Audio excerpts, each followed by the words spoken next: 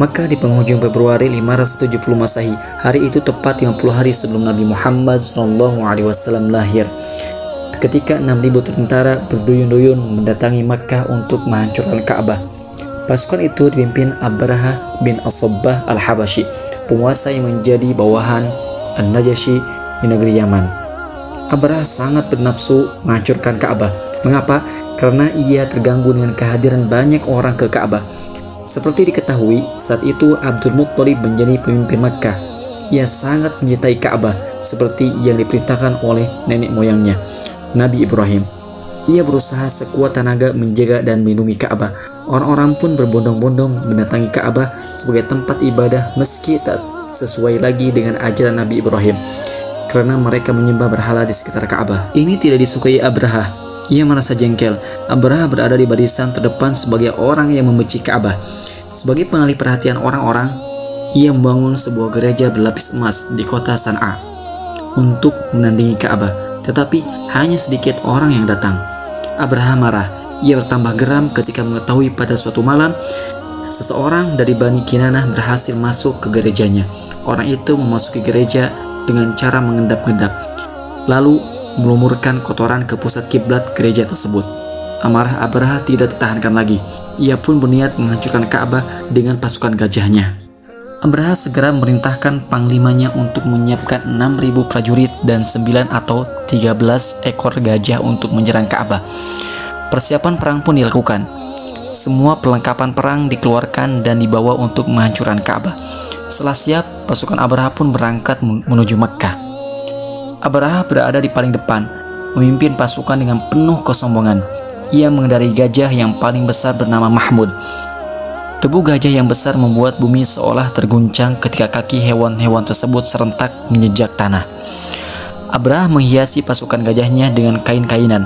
Ia sangat yakin dengan sekali gebrakan, Ka'bah akan hancur oleh pasukan gajah yang dimilikinya. Iring-iringan pasukan gajah terus mendekati Makkah. Mereka yakin akan mampu meluluh lantahkan Ka'bah hingga berkeping-keping. Kabar kedatangan pasukan gajah didengar oleh penduduk Makkah.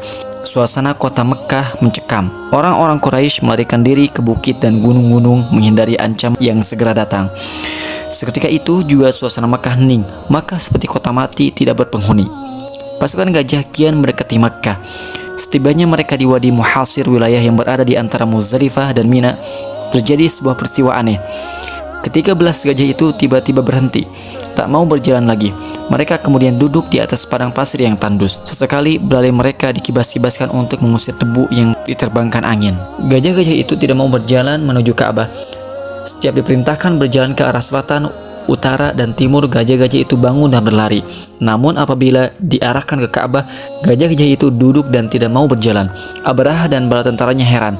Mereka bingung, tak tahu apa yang terjadi dengan gajah-gajah itu. Di tengah kegalauan mereka, tiba-tiba muncullah burung-burung yang berterbangan di atas pasukan gajah. Jumlahnya cukup banyak. Abraha dan bala tentaranya terkesima. Kepala mereka mendongak ke langit. Burung-burung itu berbentuk laksana besi berpengait dan lekukan tubuhnya seperti bentuk kacang adas. Suara dengungan terdengar kencang hingga membuat pasukan Abraha menutup telinganya dengan tangan. Saat pasukan Abraha masih terkesiap tanpa diduga, burung-burung itu memuntahkan bebatuan yang terbakar. Abraha dan pasukannya terkejut. Mereka kocar-kacir, berlarian lintang pukang, tak tentu arah untuk menyelamatkan diri.